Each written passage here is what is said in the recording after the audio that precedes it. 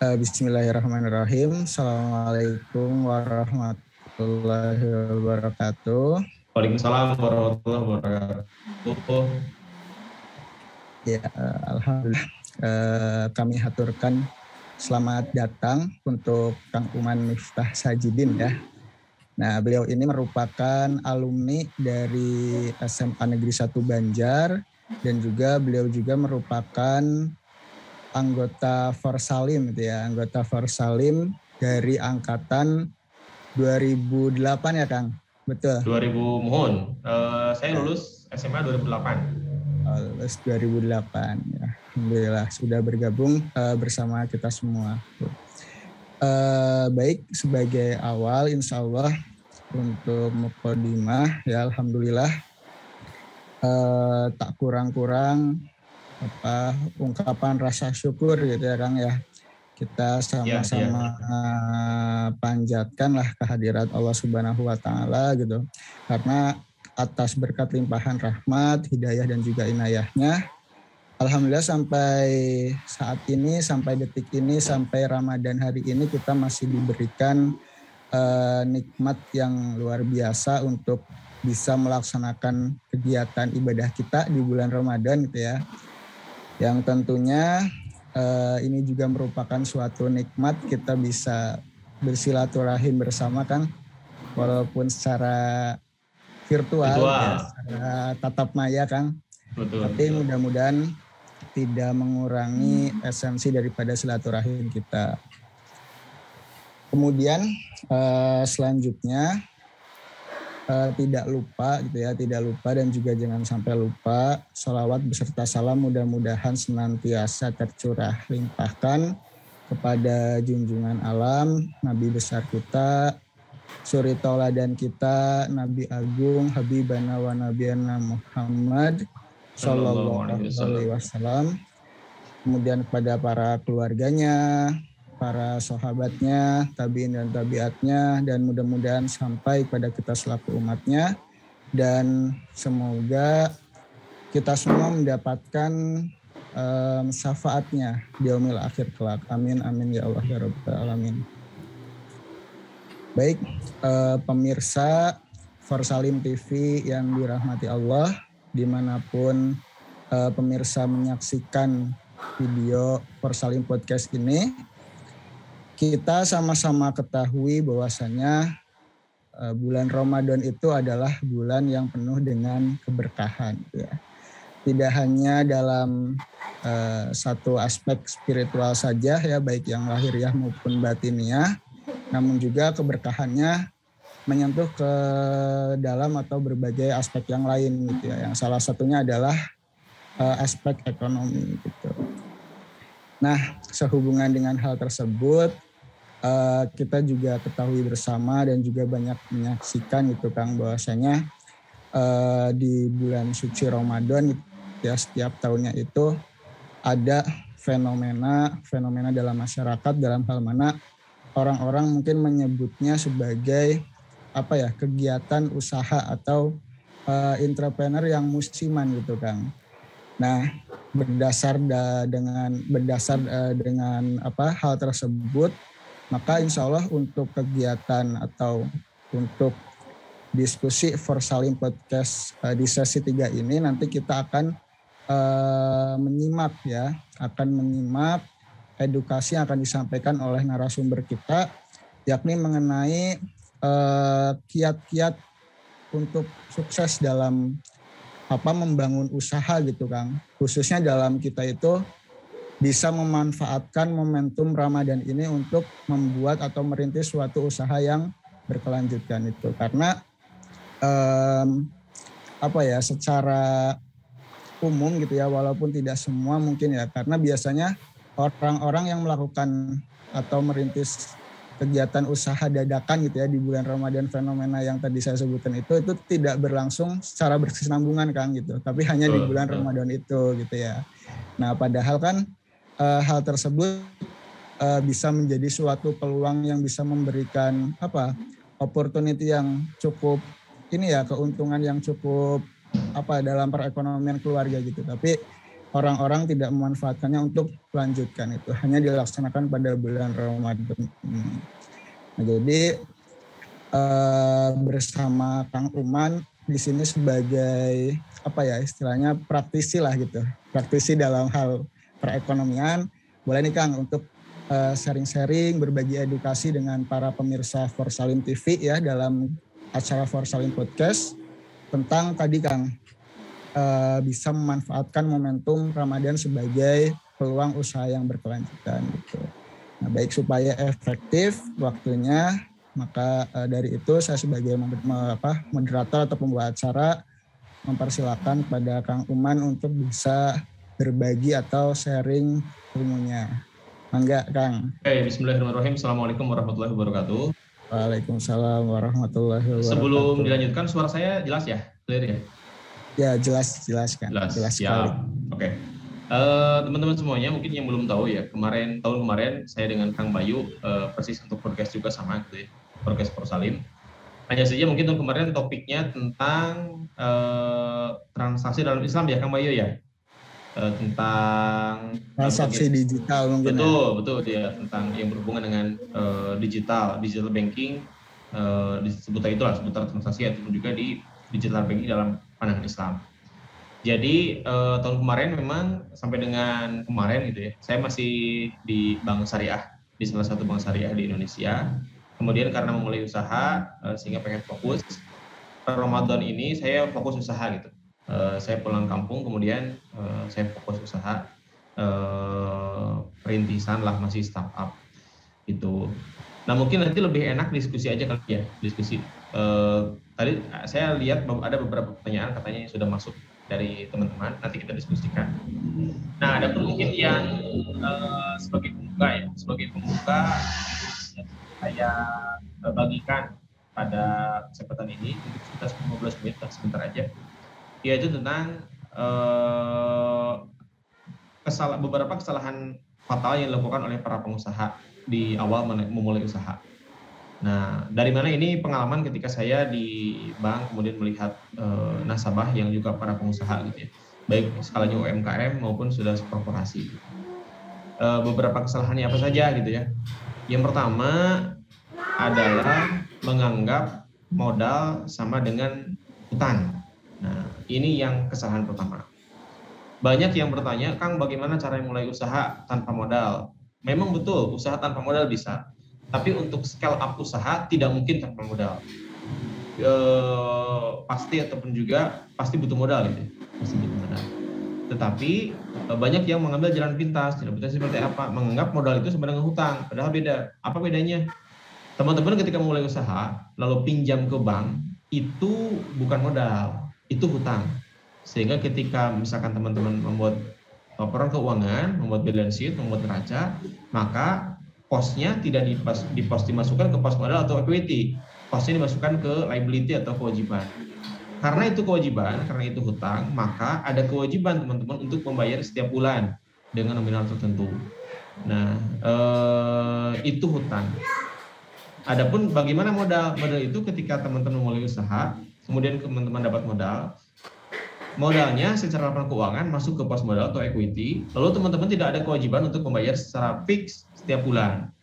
Nah, jadi si lender ataupun juga si mungkin angel investor gitu ya, memberikan teman-teman modal, itu dikembalikannya ketika teman-teman untung. Ketika teman-teman rugi, investor ikut rugi.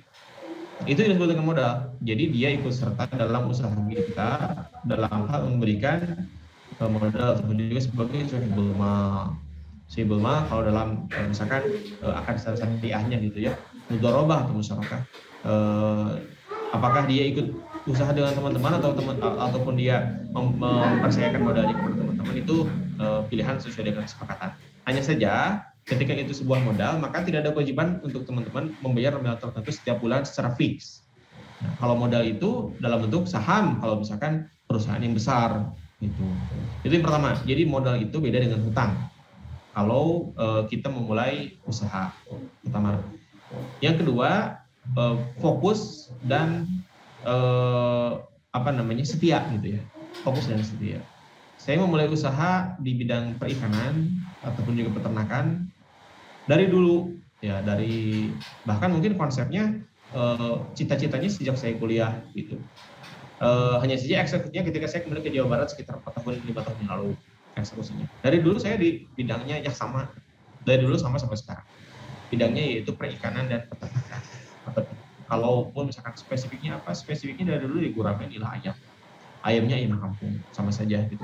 Yang berbeda apa? Yang berbeda mungkin model bisnis. Dulu saya fokusnya di budidaya. Nah, semakin ke sini pengalaman, wah ternyata budidaya itu sangat panjang, case to case periodenya. Case to case period itu maksudnya adalah berapa hari uang yang kita keluarkan kembali lagi ke kita menjadi uang gitu. Misalkan kita membeli bahan baku 100.000 misalnya. Bahan bakunya berupa teh dan gula, lalu es. Nah, kita mau jualan apa? Kita mau jualan es teh. Lalu bahan baku tersebut kita olah menjadi es teh. Es teh kita jual, jadi uang lagi. Nah, case to case period adalah dari mulai kita mengeluarkan uang untuk membeli teh, es, dan gula, sampai dengan uang tersebut balik lagi ke tangan kita dari konsumen. Itu case to case period. Nah, ketika teman-teman memulai bisnis, pilihlah ya case to case periodnya sangat pendek. Nah, dulu saya memulai usaha gitu ya di budidayanya apa? Gurame. Gurame cukup lama case to case periodnya 1-2 tahun. Itu juga kalau nggak ada penyakit kan cukup lama. Semakin kesini ya udah diferensiasi gurame dan nila. Nah, nila pendek tuh 2 bulan sampai dengan 3 bulan budidaya. Semakin kesini apalagi yang lebih pendek lagi ataupun juga yang bisa menyelesaikan masalah. Ternyata hampir semua peternak masalahnya sama. Satu, kos pakannya tinggi. Yang kedua, terlalu panjang supply chain. Artinya ketika saya menjual, saya ke pengepul yang eceran gitu, pengepul kecil ke pengepul menengah, pengepul menengah ke pengepul besar, baru ke tangan konsumen ke end user. Jadi saya menjual dengan harga 20.000 atau 19.000, sementara di pasaran harga nila kan 36.000. Kalau kita beli di pasar 35 sampai 36. Saya melihat wah ya terlalu panjang. Ya udah gimana caranya saya bisa menjual hasil panen langsung ke tangan konsumen, enggak lewat pengepul. Artinya kan saya jual sendiri. Nah, konsumen itu tidak mau kalau hanya menjual sendiri. Kalau misalkan harganya sama atau tidak ada added value, tidak ada nilai tambahnya, maka ya udah saya bikin olahannya. Nila, saya bikin frozen foodnya, saya bikin nila bumbu kuning dan lain-lain. Sehingga ketika saya jual harganya berapa? 38. Hanya laris manis. Kenapa laris manis? Karena orang beli nila mentah harganya 36.000 di pasar. Sementara kalau ke saya dia beli nila sudah dibersihkan, sudah pakai bumbu, kemudian juga sudah dimasukkan packaging yang menarik sesuai standar kayak di minimarket, supermarket gitu ya. Harganya 38.000, hanya beda 2.000, ya udah mendingan beli yang ini aja, ya udah siap gitu. Segmennya siapa? Segmennya ibu-ibu yang sibuk, yang nggak sempat masak atau dia yang nggak mau ngurusin ikan. Nah, terus apalagi ayam misal, saya usaha ayam. Kenapa ayam? Karena sesuai dengan market. Nah, yang ketiga nyambung. Yang ketiga, usaha itu dimulai dari kebutuhan market. Jangan usaha saya punya produknya apa, siapa yang mau beli, jangan. Tapi teman-teman punya marketnya siapa, mereka butuh apa, lalu kita sediain. Gitu. Jadi logikanya dibalik. Kebanyakan dari kita kalau usaha itu kita punya produk apa, misalkan saya mau jualannya jualan cilok, misal cilok apa, ya cilok bakar. Tanya dulu ke market butuh nggak cilok bakar. Nah, tapi mentang-mentang menurut kita unik, menurut kita bagus, maka kita paksakan ke market. Makanya susah laris, susah jualannya. Nah, saya jualan sesuai dengan kebutuhan market. Nah, teman-teman saya di kantor gitu ya, menengah ke atas, mereka maunya ayamnya ayam kampung. Menengah ke atas sadar dengan kesehatan, maunya ayam kampung, nggak mau ayam broiler. Makanya ya udah daripada mereka balik ke yang lain, toh kekuatan ayam kampung itu adalah ketika ayam tersebut benar-benar dari kampung, ya enggak? Kalau misalkan saya di desa, kemudian saya pelihara ayam, teman-teman saya semua tahu bahwa saya melihara ayamnya di desa. Ketika saya jual, harganya bisa tinggi dan originalitas ayam kampung saya bisa diverifikasi gitu ya, kredibel. Kenapa? Karena benar-benar dari desa. Ya udah saya bikin ayam kampung. Cuman masalahnya ayam kampung adalah di distribusi. Nggak mungkin dong saya jual ayam ternak ayam kampung di sini, saya jual ke Jakarta ayam hidup. Wah, susah itu, distribusinya bermasalah. Makanya gimana caranya? Ya udah saya bikin olahannya, ayam ungkap. Jadi ketika orang beli udah dalam bentuk ayam matang, tinggal digoreng ataupun dibakar dengan bumbunya. Saya kemas pokoknya standarnya minimarket standar. Kenapa standar minimarket? Karena saya menjual kepada orang-orang yang pembelinya minimarket gitu. Jadi gimana caranya? Packaging saya harus standarnya minimal seperti hypermart gitu. Jadi misalkan kayak minimal lotte kalau dulu. Nah, lotte kan sekarang lotte masih ada ya, yang mulai nggak ada justru Giant gitu ya. Jadi packaging sangat bagus. Itu mungkin dari saya. Jadi yang pertama tadi pastikan dulu perbedaan antara modal dan hutang. Diusahakan teman-teman kalau mau mulai usaha jangan dari hutang, tetapi carilah modal, baik modal sendiri maupun dari yang terdekat, misalkan orang tua ataupun juga keluarga. Tapi yang terbaik adalah modal sendiri. Nanti di scale up ketika sudah ada kepastian. Kemudian yang kedua, konsisten dan fokus dan konsisten ataupun juga setia. Kemudian yang ketiga, apa tadi itu? Yang ketiga adalah sesuai dengan kebutuhan market, kalau nggak salah. Dengan kebutuhan market. Jadi market butuhnya apa, kita sediain. Kemudian merespon topik pada hari ini tentang bagaimana supaya bisnisnya itu bisnis yang tetap fokus gitu, tidak musiman, nggak ujuk-ujuk. Maka bangunlah brand. Nah, solusinya adalah bangun brand. Besarkan produk. Jadi begini teman-teman, ketika teman-teman misalkan memulai bisnis ataupun juga memulai usaha, yang pertama sekali adalah fokus di cash. Fokus di cash maksudnya gimana? Fokus di cash adalah fokus apa aja yang bisa menghasilkan uang dalam waktu cepat. Itu kalau awal ya, awal. Misalkan teman-teman usahanya apa? Usahanya jualan baju. Ya udah yang bisa menghasilkan uang secara cepat apa? Baju daster. Tinggal itu brandnya dibentuk. Karena beda ketika teman-teman memilih sebuah usaha untuk jangka panjang, teman-teman akan membesarkan aset. Sementara aset itu bisa bergulir ketika cash-nya melimpah. Nah, makanya yang pertama besarkan cash dulu. Nggak apa-apa teman-teman, misalkan kita mulai usaha, macam-macam dulu bisnisnya. Saya kan kalau lebaran, ya udah lebaran butuh apa orang? Orang butuh cookies, orang butuh kue lebaran, orang butuh baju, orang butuh sendal baru, orang butuh apa? Ya udah kita sediain semua, nggak apa-apa. Untuk pertama ya, untuk awal sediain semua nggak apa-apa. Supaya apa? Supaya kita punya cash yang berlimpah. Nah, setelah itu teman-teman fokus dari semua produk itu yang menurut teman-teman merasa sangat nyaman, sesuai dengan passion dan ingin distribusi yang mana. Nah, fokus di sana cukup satu aja, 1 atau 2 produk dieksekusi dan difokuskan di sana.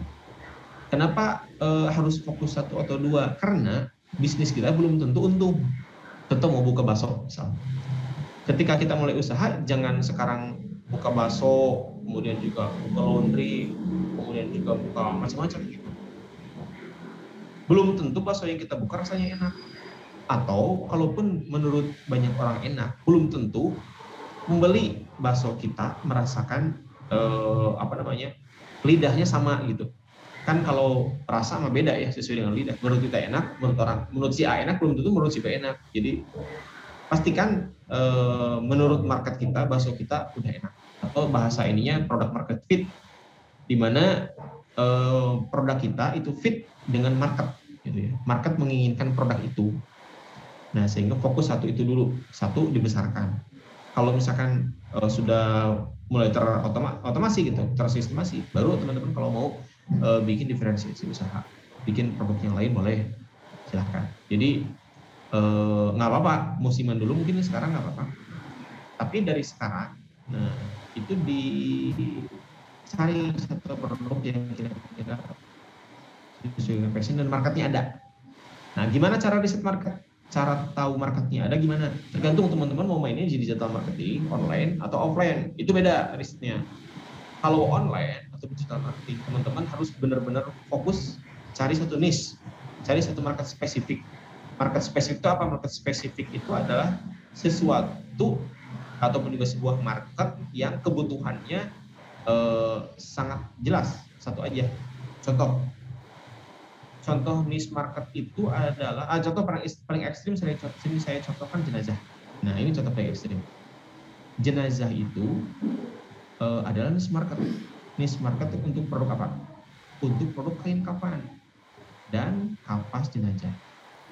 Nah, yang meninggal itu butuh kain kafan dan kapas jenazah, itu pasti.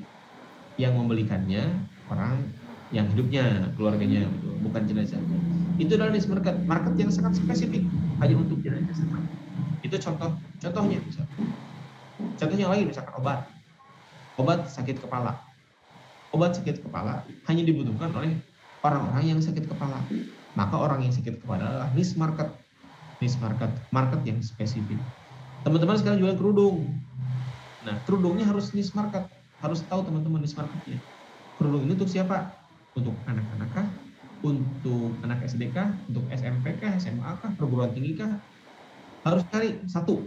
Jangan lebih, satu aja cukup. Misalkan ini untuk anak SMA, oke, fokus anak SMA. Nah, baru dari sana dieksplor. Bukan berarti teman-teman jualnya hanya satu model kerudung, enggak. Kerudung untuk anak SMA. Dieksplor kebiasaan anak SMA apa aja. Satu, datang ke sekolah.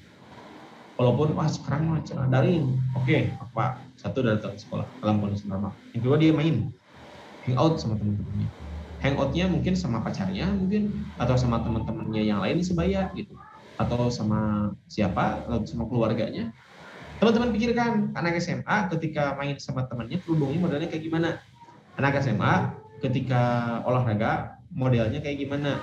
Ketika keluar bareng dengan keluarganya modelnya kayak gimana? Itu dieksplor tuh. Sehingga di market yang sama teman-teman punya banyak model kerudung.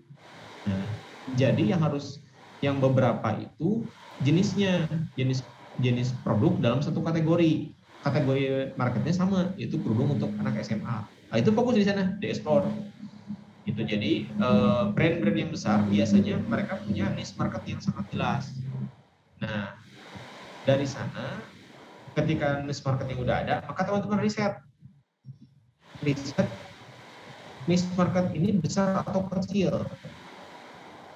Contoh misal, teman-teman pengen ngejual tadi lah kerudung untuk anak SMA.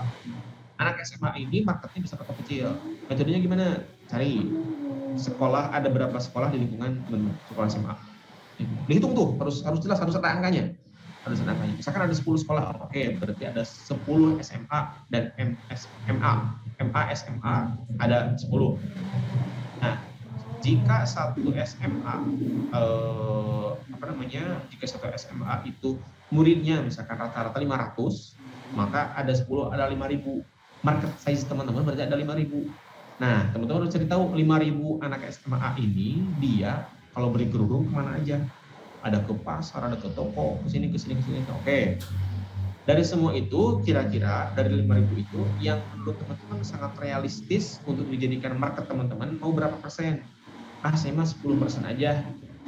Itu namanya wallet teman-teman, ataupun juga dari 5.000 itu berapa persen yang kira-kira akan menjadi customer teman-teman? 10%. Oke, 10% berarti 500. Nah, berarti teman-teman fokus yang ke 500. Gimana caranya teman-teman bisa menjangkau 500 orang anak SMA dalam waktu berapa bulan? Nah, itu kan jelas. Itu namanya market size. Jangan sampai kita marketnya memang sangat spesifik, tapi kecil. Contoh, teman-teman ada di sebuah desa, misal mau jual bubur bayi. Pokoknya bubur bayi, fokus untuk bayi organik. Nah, tapi teman-teman nggak riset market dulu. Nggak tahu ada berapa bayi di desa itu. Jangan-jangan cuma 2 orang. Cuma 2 bayi. Itu kan marketnya memang sangat spesifik. Tapi market size-nya kecil. Nah, jadi itu niche marketnya harus dibangun dulu. Mungkin itu dari saya. Silakan kalau mau diskusi, misalkan ada pertanyaan, mangga gitu ya. Silakan. Saya kembalikan ke Kang Karizal. Ya, baik. Baik, terima kasih banyak untuk sharing di 15 menit pertama ya, Kang Uman. Iya. Luar biasa sekali berbagi mengenai usaha yang telah Kang Uman jalankan gitu ya. Yang tadinya di satu instansi bank syariah mungkin ya Kang betul. Hingga beralih kepada Kang Uman ini membangun merintis usaha sendiri gitu ya, yaitu tadi di bidang peternakan gitu. Ada di Kang, ayam dan ikan ya Kang ya. Ya, fokus dua itu dulu. Nah, ya baik. Nah, mungkin ada beberapa pertanyaan gitu Kang dari beberapa orang yang memang sudah masuk terhimpun ya ke kami gitu ya. Yang pertama mungkin ini berkaitan dengan berkaitan dengan bekal yang harus dimiliki gitu Kang. Nah, terkadang kan tadi Akang sempat menyinggung mungkin untuk usia milenial gitu Kang, untuk usia anak-anak SMA gitu. Nah, tidak semua anak atau orang itu biasanya mempunyai satu jiwa entrepreneur yang cukup kuat gitu untuk dia itu bisa memulai usahanya gitu. Kadang ada itu orang yang memang cukup tinggi lah gengsinya gitu Kang untuk dia mampu memulai usaha gitu. Jangankan sampai kepada riset pasar gitu, untuk memulainya saja walaupun dia sebenarnya mampu tapi cukup sulit untuk memulai itu, untuk mengungkapkan untuk memperlihatkan potensi dia dalam hal wirausaha itu Kang. Nah, mungkin untuk istilahnya supaya bekal keberanian dia dalam usaha dia itu muncul gitu ya, walaupun memang tidak ada bakat dalam entrepreneur ini, seperti apa kira-kira Kang? Mulai hanya satu. Secara teori mungkin banyak, betul. Secara teori mungkin banyak, harus mindset dirubah dan lain-lain. Tapi realitanya, jangankan anak SMA, teman-teman saya aja, teman-teman kuliah, teman-teman di kantor itu berat gitu. Itu berat realitanya, apalagi kalau udah berkeluarga gitu.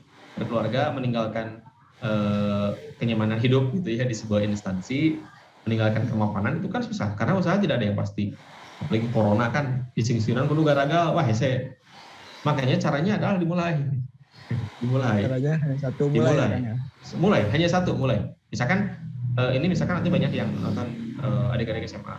Gimana caranya? Mulai dagang jambu atau jangan mikir yang ribet-ribet ya, jangan mikir kejauhan. Udah dagang apa gitu, yang dekat. Ada yang nitip fotokopi dibatikin, nah itu cara mulainya. Ada yang nitip fotokopi. Bisa gitu kan ya? Bisa, itu dia kan jasa. Asal dibilang kepada yang nitipnya, harganya ini saya markup ya, atau misalkan udah ada jasanya, itu misalkan 100 per lembar. Nah itu kan cara berbisnis kan nggak apa-apa gitu. Dan kita juga ada import mengotokopikan gitu kan. Nah itu misalkan contohnya kayak gitu yang sederhana. Atau misalkan teman-teman lagi jalan-jalan ke Bandung misalnya, ya udah caranya gimana? Just tip ya. Just tip, saya lagi ke Bandung nih, mau just tip Pak, sok di list. Nah, nanti harganya kena charge misalkan 5% dari barangnya harganya 100.000, ya udah 5%-nya 5.000 untuk biaya just-nya. Nggak apa-apa kayak gitu. Itu kan dimulai, cara memulai kayak gitu. Jadi jangan banyak pikir, langsung mulai. Tapi kalau mulai, ini juga kalau nggak pakai ilmu nanti bahaya gitu. Makanya cara mulainya gimana? Mulai dengan modal yang nyaris tanpa modal gitu. Yang kecil kayak tadi ya, just tip kan. Kalau misalkan kita nggak punya modal, ya udah nggak apa-apa just tip, tapi bayar dulu ke saya gitu. Misal, minta modalnya dari dia gitu kan. Kamu mau nitip beli sepatu, harganya berapa? 350.000. Ya udah, mana 350.000, suruh transfer dulu, nanti kita beliin. Gitu. Karena charge-nya 5%. Gitu kan. Itu kan contohnya kayak gitu kalau misalkan nggak ada modal. Tadi fotokopi kan nggak pakai modal, itu biasanya orang bayar dulu, terus kita fotokopikan gitu. Dengan modal yang sangat minim dulu untuk awal. Dengan modal, saya memulai dengan dulu awal-awal pokoknya harus 1 juta gitu. Misalkan saya mulai gurame, pokoknya maksimal modal saya harus 1 juta. Nilai modalnya harus 1 juta. 1 juta. Ketika kan pernah saya ya gurame sekitar 2-3 kintal itu mati semua. Ketika mati semua, nggak apa-apa, udah awalnya cuma 1 juta. Yang rugi hanya waktu mungkin. Waktu lama lah nunggu, ternyata mati semua. Tapi kan itu pembelajaran. Dari sana saya tahu, oh ternyata begini, kenapa mati. Ilmunya kan mahal tuh, pengalaman lebih penting. Ketika teman-teman mulai terus gagal, nah kegagalan itu yang membuat teman-teman belajar lagi dan menguatkan mental teman-teman untuk mulai lagi. Asalkan teman-teman ngumpulnya sama orang-orang optimis. Kalau ngumpulnya sama orang-orang pesimis, begitu gagal, tuh kan sedang gagal, kalau kita usaha, nah hese-nya gitu. Jadi harus ngumpulnya sama yang optimis lagi gitu. Jadi jawaban saya, kesimpulannya cuma satu, yaitu mulai langsung, besok langsung mulai. Ya, jadi dengan memulai tadi mungkin kalau kita terbiasa lama-lama yang tadinya ada rasa malu, ada rasa gengsi itu bisa terkikis gitu ya Kang ya. Betul. Hilang gitu. Ya, karena gini ya teman-teman, ketika mulai usaha itu harus siap kita jadi marketing produk kita gitu. Jadi saya pengen usaha tapi nggak mau jualan, enggak, setengah usaha atau nggak mau jualan mah. Teman-teman kalau mau usaha nggak mau jualan bisa, asalkan banyak uang. Jadi caranya gimana? Hire orang-orang sales gitu ya, hire sales, kita bayar, suruh jualin produk kita. Ya, itu punya uang banyak. Tapi kan kalau mulai mah nggak mungkin kayak gitu. Kalau mulai mah ya kita jadi marketing produk kita sendiri. Makanya harus siap jualan, harus berani jualan. Dan jangan tahu buk ditolak. Nah, saya kan di institusi yang sebelumnya juga kan saya marketing gitu ya. Saya nawarin orang ke calon nasabah gitu ya. Satu hari kadang saya 100 yang saya tawarin gitu. Baik ketemu secara fisik maupun by phone. Satu-satu ditawarin 100 orang. Ada yang tertarik? Nggak ada satupun. Gitu. Kadang-kadang selama 1 bulan tuh ya, saya jualan dari tanggal 1 sampai tanggal 30. Tiap hari jualan, 25 hari kerja, per harinya 100 orang, berarti kan 2.500 orang udah tawarin, nggak ada yang tertarik satupun. Gitu. Awal-awal sakit hati, lama-lama biasa-biasa aja. Gitu kan. Nggak ada yang tertarik juga, ya hidup tetap jalan aja gitu, biasa-biasa aja gitu. Nah, kenapa saya jualan orang nolak, saya ngerasa biasa-biasa aja, karena udah biasa jualan, makanya mulai. Iya. Ya. Jadi mulai ya Kang ya. Ya, betul, mulai. Nah, kemudian kan tadi nih Kang akan sampaikan kalau bahwasanya untuk memulai usaha itu ya usahakan untuk memulai dengan modal seminim mungkin gitu. Nah, misalnya ada nih seseorang ingin memulai satu atau merintis suatu usaha, tapi usahanya yang memang cukup membutuhkan modal cukup banyak gitu kan. Sedangkan tadi Akang menyarankan ya ketika misalnya diperhitungkan modal itu tidak bisa kembali dalam jangka sekian, itu jangan sampai kita berhutang gitu. Nah, kiranya kalau demikian untuk bisa mengumpulkan modal itu gitu kan, untuk bisa mendapatkan peluang pembiayaan untuk usaha itu seperti apa Kang? Apakah kita harus menabung terlebih dahulu misalnya atau seperti apa? Oke, nanti kita dalam waktu dekat sekitar bulan depan di Sebaran saya akan launching online course. Nah, online course tentang gimana caranya nyari modal usaha halal. Ada step-stepnya, jadi saya terangkan satu-satu. Cuman pada intinya adalah stepnya yang pertama self-financing. Self-financing itu modal pribadi. Kalau kita cuma punya modal 100.000, jangan dipaksain nyari modal yang 1 juta untuk awal. Udah 100.000 dulu. Karena gini, yang terpenting adalah skill kita. Jadi kalau kita skillnya udah entrepreneur, dari 100.000 kita bisa dalam waktu tertentu gitu ya, kita bisa putar uang tersebut jadi 1 juta. Kan gitu. Itu kan berarti mengasah skill kita, membuktikan juga kita skillnya bagus atau enggak menjadi pengusaha. Jadi pertama modal pribadi, jangan maksain. Yang kedua, kalau misalkan terpaksa, ataupun gini, potensi bisnisnya bagus nih, terus juga off-taker-nya jelas, pembelinya pasti ada kepastian pembeli ya.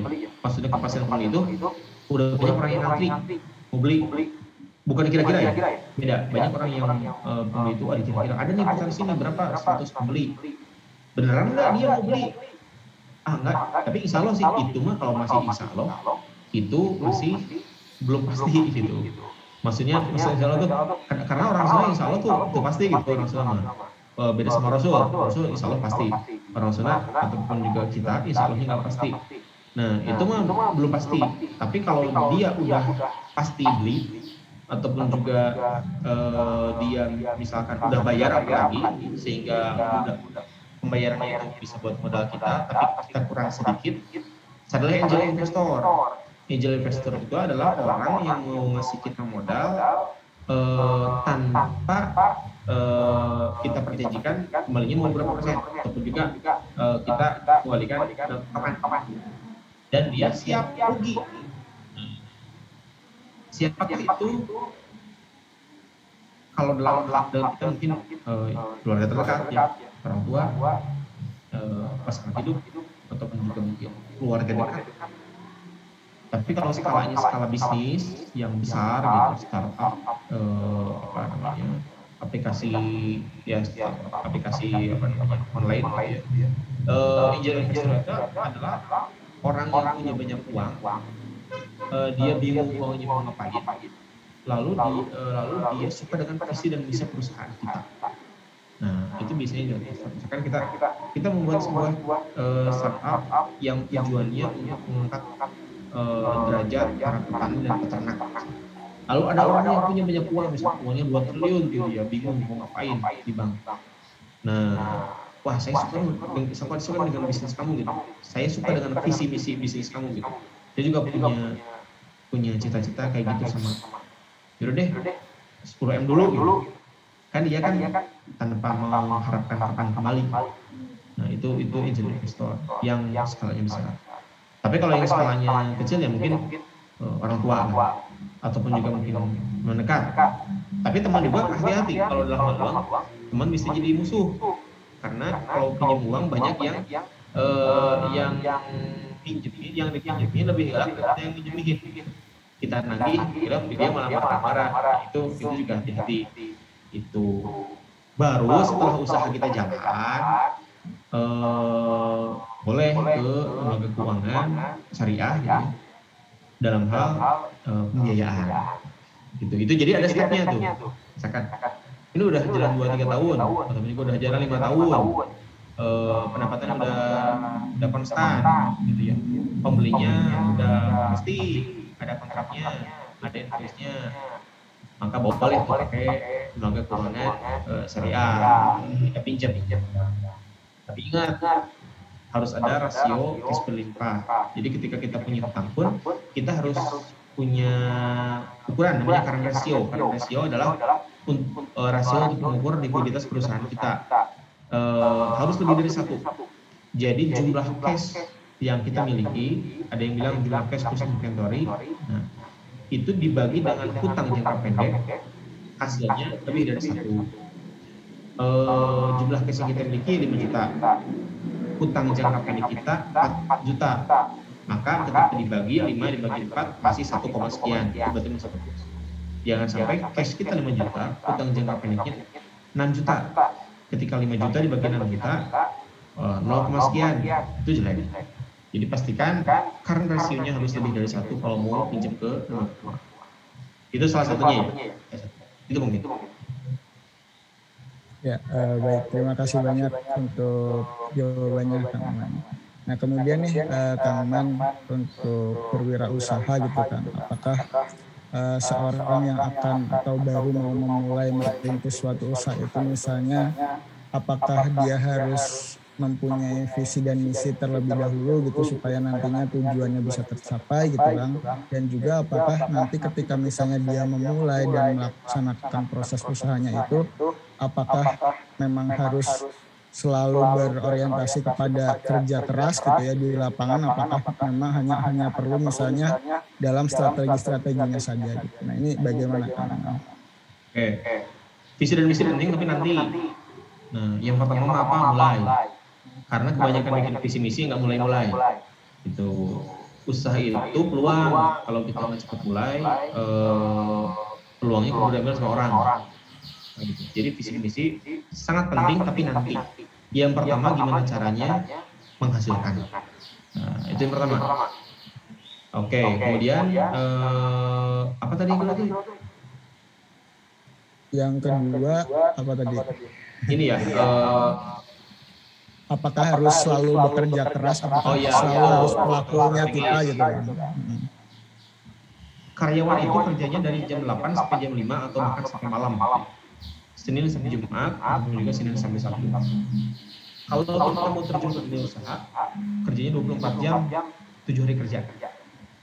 Nah, jadi jangan berpikir menjadi pengusaha bebas mau ngapain aja. Enggak ya, jadi pengusaha itu lebih sibuk. Kenapa? Karena mikirin hidup masih usaha gitu. Jadi penghasilan kita kan dari usaha semua. Kalau kita kerja di kantor, kita nggak kerja pun 1-2 hari, ya tetap digaji. Sebenarnya kalau usaha enggak. Makanya kalau usaha jangan berpikir kalau pengen jadi pengusaha berpikirnya santai. Enggak lah, berpikirnya akan bekerja keras. Makanya untuk beberapa usaha, untuk memilih usaha yang konsisten, yang itu akan menjadi tumpuan kita merasa, wah ini jangka panjang, ini usaha jangka panjang. Itu harus usaha yang kita suka gitu ya. Jadi carilah pekerjaan atau punya usaha yang capeknya membuat kita bahagia. Nah, jangan sampai capeknya itu membuat kita bad mood. Usaha yang capeknya membuat kita bahagia, kalau kita capek pun ya senang gitu. Kenapa saya di peternakan? Karena saya senang. Ketika rugi pun, nggak apa saya senang gitu. Nah, kemudian kenapa saya membuat olahannya juga? Gitu. Kenapa saya sendiri menjual? Nggak aja. Saya senang jualan, saya senang ketemu orang. Nah, kalau misalkan saya hanya budidaya, ya saya ketemu orang, ketemunya sama hewan, kan gitu. Jadi dua-duanya. Jadi harus benar-benar sesuai dengan passion yang kita suka. Nah, kemudian bagaimana dengan strategis? Betul. Kalau beda antara berdagang dan bisnis, ya, itu ada perbedaan yang sangat besar. Berdagang itu berpikir bagaimana barangnya bisa laku. Tapi kalau berbisnis, bagaimana membangun sistem, mengembangkan aset, dan barangnya laris-manis terus-terusan. Gitu. Orang yang memulai usaha ataupun orang yang usahanya ketika lebaran, itu dia berdagang. Kenapa? Karena ya musiman, satu musiman, yang kedua dia lagi bisnis. Tapi orang yang dia serius mikirin tadi ya visi misi, mikirin strateginya, mikirin karyawan, yang sekiranya hal-hal teknis didelegasikan kepada orang lain, itu dia berbisnis. Contoh misal, saya sekarang lagi fokus bangun online course, karena online course marketnya masih growth ya di Indonesia dan belum banyak pesaing. Saya fokus online course. Saya berdagang, dalam hal saya jualannya. Tetapi untuk membangun keseluruhan online course, ada hubungannya dengan perikanan, peternakan, itu saya berbisnis. Sehingga hal-hal teknis saya serahkan pada orang lain. Contoh misalkan hal-hal, misalkan gini, saya pasang wifi misalkan. Kalau berdagang mikirnya, waduh ya, kalau pasang wifi sekarang saya jadi beban lagi gitu, beban pengeluaran. Tapi kalau berbisnis mikirnya, wah wifi wajib. Kenapa? Karena saya berkorban 300-400 ribu, tapi bisa menghasilkan 3-4 juta. Ya itu kebutuhan strategis. Kalau orang yang berdagang karena, wah 300 ribu, profit saya kekurangan. Kakurangan 300 ribu gitu. Kalau berbisnis mikirnya, saya masang 300 ribu, maka dalam 1 bulan saya harus menghasilkan minimal 4 juta, minimal 10 kali lipatnya. Itu, misalkan kita meng-hire karyawan. Nah, meng-hire karyawan untuk admin. Memang kita mengeluarkan uang misalkan UMR 1-2 juta bisa kalau standar banyak ya untuk meng-hire admin. Tetapi dengan meng-hire admin, pekerjaan teknis kita beres. Kita jadi bisa mikirin bagaimana pengembangan bisnis ke depan. Tidak direpotkan lagi dengan hal-hal teknis. Nah, jadi berpikirlah seperti itu. Strategis itu sangat penting. Nah, tapi strategis dipikirkan ketika usaha sudah mulai jalan. Kalau kita belum mulai usaha sama sekali, jangan dulu mikirin strategis. Pokoknya mulai dulu aja, dagang, teman juga teman. Udah. Ya, baik. Kemudian ada lagi Kang, satu lagi dan mungkin terakhir nih, misalnya seorang yang sedang menjalankan satu usaha bisnis itu Kang. Nah tapi ini dia itu baru awal melakukan usahanya itu, dan di awal tersebut dia menjumpai atau menemukan satu problem atau kendala, misalnya dia merasakan satu kerugian gitu kan. Nah dengan kerugian tersebut dia tuh seakan-akan sudah begitu sudah sangat rugi gitu, sehingga dia tidak ingin melanjutkan usahanya itu. Itu kalau misalnya terjadi seperti itu bagaimana? Kalau misalkan rugi ya gimana? Iya. Kalau misal rugi ya di siapa lagi? Memang harus sudah siap mengambil resiko itu ya. Betul. Kalau rugi ya dicoba lagi. Kalau rugi, dulu saya pernah bikin bucket itu rugi tuh karena baknya ambruk puluhan juta lumayan.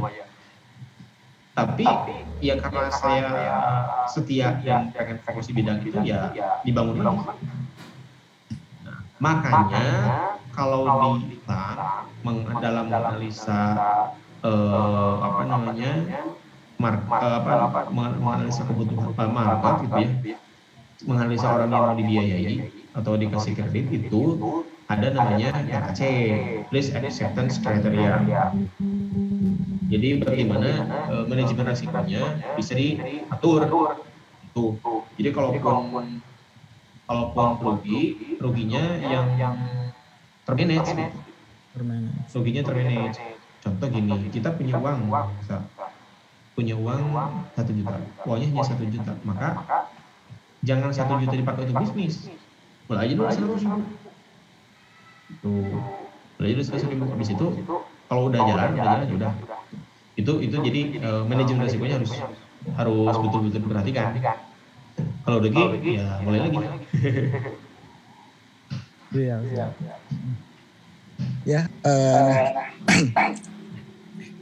Baik untuk pemirsa Forsalim TV yang sedang menyaksikan program Forsalim Podcast ini. Alhamdulillah di sini kita sudah sharing-sharing bersama Kang Umam Miftah Sajidin gitu ya. Mudah-mudahan ilmu yang beliau bagikan, edukasi yang beliau sharekan kepada kita semua memang benar-benar memberikan motivasi gitu ya bagi kita semua, khususnya dalam memanfaatkan momentum bulan Ramadan untuk bisa merintis satu usaha yang memang bisa berkelanjutan gitu. Nah sebelum acara ditutup, insya Allah dari Kang Uman boleh nih Kang untuk memberikan closing statement terlebih dahulu. Oke teman-temannya, mungkin sederhana ya. Jadi closing statementnya ada yang sebagian dari tadi gitu ya. Intinya adalah dimulai. Yang kedua, fokus dan setia. Teman-teman sukanya di bidang apa, konsisten, langsung besok dimulai. Dari mulai modal yang paling kecil, risiko seminim. Mungkin gitu aja. Iya. Baik, terima kasih Kang Uman, terima kasih banyak ya. Jadi teman-teman semua ya, jangan lupa dimulai, kemudian fokus dan juga setia juga tentukan atau sesuai dengan kebutuhan market gitu ya. Dan asal gitu. Ya baik, terima kasih Kang Uman Miftah Sajidin sudah berkenan dan juga berkesempatan menjadi narasumber dalam program Forsalim Podcast untuk sesi ketiga ini. Mudah-mudahan Kang Uman sehat selalu ya Kang ya, lancar-lancar, usahanya semakin berkembang, semakin maju, semakin laris lah gitu. Dan juga kepada teman-teman dari semua pemirsa YouTube Forsalim TV, jangan lupa untuk like, share, dan subscribe semua konten yang nanti akan disajikan di YouTube Forsalim TV. Terima kasih banyak atas segala perhatian yang diberikan. Terima kasih sekali lagi. Kita sempurnakan dengan doa kifaratul majelis. Subhanallah. Saya sebagai moderator atau pembaca mohon maaf apabila banyak sekali kesalahan serta kekurangan. Dan sekali lagi terima kasih. Akhirul kalam. Assalamualaikum warahmatullahi wabarakatuh. Waalaikumsalam warahmatullahi wabarakatuh.